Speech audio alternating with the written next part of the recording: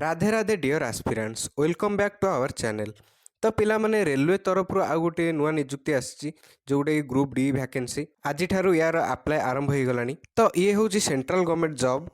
10th pass qualification minimum age ए 18 वर्ष नौ। तो जो मानकर सेंट्रल गवर्नमेंट गोटे जॉब कर इच्छा अच्छी तो से चाहिए ए जो रेलवे ग्रुप डी वैकेंसी चाहिए अप्लाई करेंगे।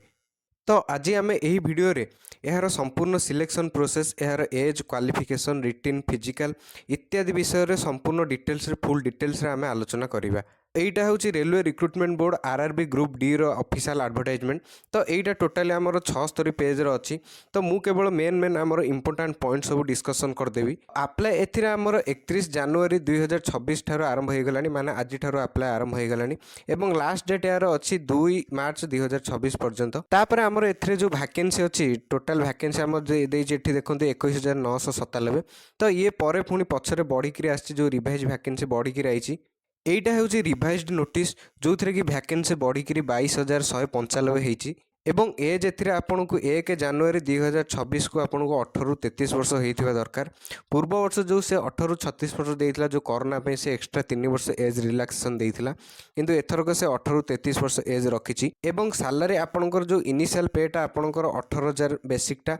एथिरे विभिन्न प्रकार अलाउंसेस भी ऐड हम।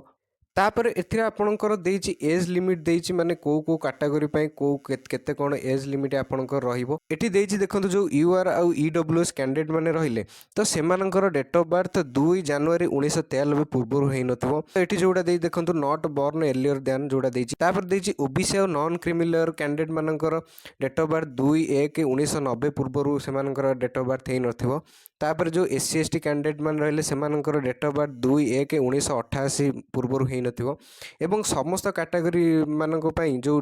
मैक्सिमम एजटा आपनकर 1/1/2008 पर कहार हेइ नथिबो date of birth not born after ए जोडा देइछि। एवं जो मैंने भी एज को लेकर जो मानकर डाउट थिला तो से मैंने एटू संपूर्ण भाव में क्लीयर हो जातु कि आपनकर जो कैटेगरी अनुसार आपन देइछि जो डेट ऑफ बर्थ सब सब देइछि या पूर्व आपनकर एई मसिया पूर्व आपन जेमति डेट ऑफ बर्थ हेइ नथिबो एवं 1/1/2008 पर आपनकर जेमति डेट ऑफ बर्थ हेइ नथिबो। एवं तापर रहिला हमर एठी देखंतु देइछि एठी एजुकेशनल क्वालिफिकेशन। तो एजुकेशनल क्वालिफिकेशन देइछि please see annexure 1 for the prescribed qualifications for each post. तो एजुकेशनल क्वालिफिकेशन एठी आपण जदि 10th पास टे करथिबे किंबा आईटीआई टे करथिबे किंबा आपण नेशनल अप्रेंटिसशिप करथिबे किंबा आपण जो नेशनल अप्रेंटिसशिप सर्टिफिकेट थिबो जोटा कि आपणकर एनसीबीटी द्वारा ग्रांटेड हेइतबो ताले आपण एठी एलिजिबल हेबे।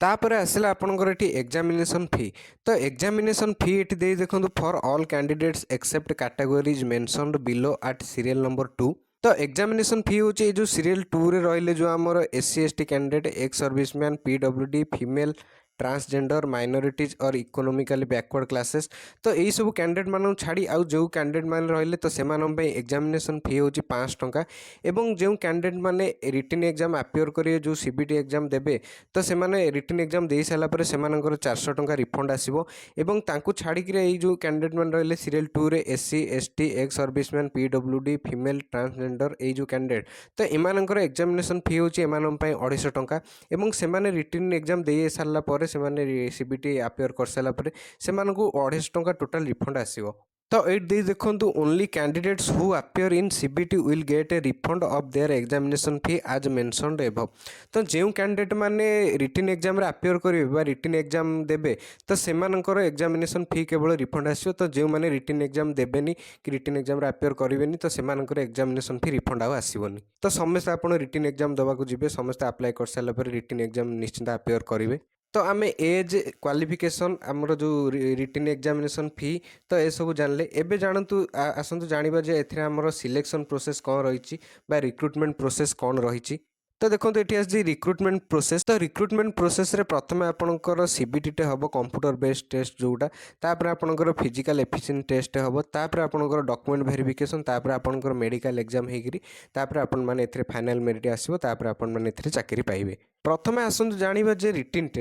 टेस्ट आपणकर कंप्यूटर बेस टेस्ट हम कंप्यूटर माध्यम ऑनलाइन माध्यम आपणकर रिटिन टेस्ट हम तो रिटिन आपणकर टोटाल 100टा क्वेश्चन आसो 100 मार्क 90 मिनिट आपको समय मिल जनरल साइंस रु 25 मार्क मैथमेटिक्स रु आपणकर 25 मार्क जनरल इंटेलिजेंस और रीजनिंग रु आपणकर 30 मार्क तापर जनरल अवेयरनेस और करंट अफेयर रु आपणकर 20 मार्क तो टोटाल आपणकर 100टा क्वेश्चन 100 मार्क क्वेश्चन आसो नेगेटिव मार्किंग आपणकर 1/3 रहइबो जोटा कि 3टा क्वेश्चन भूल हेले गोटे मार्क आपणकर कटिबो एवं मिनिमम क्वालिफाइंग मार्क एथिरे यूआर आउ ईडब्ल्यूएस पई 40% एवं ओबीसी आउ एससी आउ एसटी मानम पई मिनिमम क्वालिफाइंग मार्क एथिरे 30% रखले आपण रिटन मिनिमम क्वालिफाई हेबे एवं सिलेबस एथिरे देई दैछि आपण रेडी कोन पढिबो मैथमेटिक्स रे कोन आसीबो जनरल इंटेलिजेंस और रीजनिंग रे कोन आसीबो जनरल साइंस रे आपण कोन आसीबो बा जनरल अवेयरनेस जो करंट अफेयर रे कोन आसीबो तो एथिरे सिलेबस आपणकर देई दैछि संपूर्ण डिटेल्स रे तो आपण एठु चेक करनेबे तो रिटिन एग्जाम आपणकर सरला परे तापर आपणकर आसीबो फिजिकल एफिशिएंसी टेस्ट जोटा कि फिजिकल एफिशिएंसी टेस्ट रे आपणकर से रिटिन 3 गुणा पिलांग से फिजिकल एफिशिएंसी टेस्ट को नबो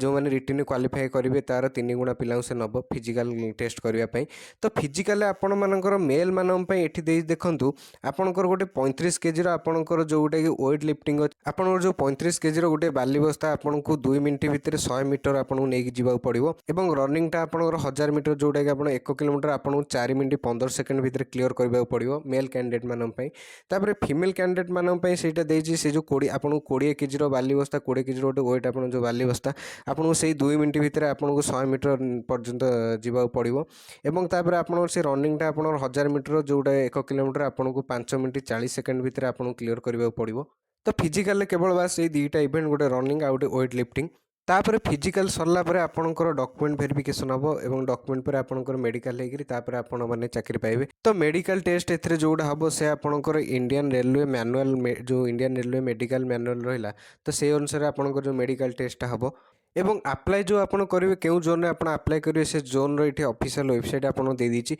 एवं आपन जेकोसी गोटे जोन में केवल अप्लाई करें गोटे रो अधिक जोन में आपन अप्लाई करें नहीं एवं तापर एठी सब आपनकर जो सर्टिफिकेट फॉर्मेट दे दीची जो format of caste certificate for SC ST candidate एवं तापर आपनकर एठी जो फॉर्मेट फॉर ओबीसी बा नॉन क्रिमिनल जो certificate OBC non criminal certificate तो तापर जो self declaration bye OBC non criminal candidate मान सर्टिफिकेट तो एठी सब सर्टिफिकेट डिटेल दे दीची आपन सब एठी देखि निजे देखि चेक करने सर्टिफिकेट डिटेल्स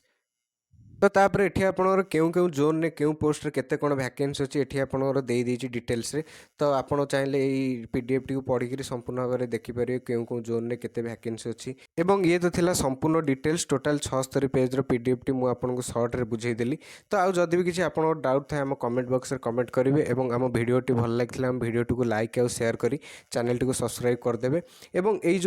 जो संपूर्ण पीडीएफ टी मु हम टेलीग्राम चैनल रे छाड़ दउछि आपन मन सेठु पाई परिबे हम Telegram channel link video description में दिखाई आपड़ से क्लिक करें आप टेलीग्राम चैनल जॉइन हो पारे धन्यवाद।